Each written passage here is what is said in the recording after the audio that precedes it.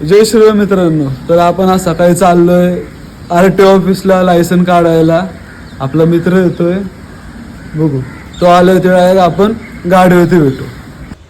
गाडीवरून जाताना छत्रपती संभाजी महाराजांचं दर्शन घेतलं.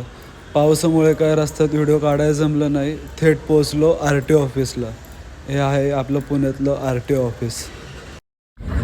तर बघा मित्रांनो, आम्ही आलो ड्रायव्हिंगची परीक्षा द्यायला. आम्हाला लुटलं. आमच्याकडून 7,800 घेतलेत आणि यांच्याकडून 5,000 रुपये घेतलेत. आता हसतात मित्र आमचे. आम्ही दोघं जण. तुमचं काय मत आहे याच्यावरती? नुसती लूट लावली, माणसाकडे चुना लावतात सगळ्यांना. बरोबर बोलला मित्रांनो. आमची परीक्षा झाली. केलं नाहीये, काही नाही केलं. डायरेक्ट स्टिअरिंग पकडले, घर फिरवले, चाललो घरी.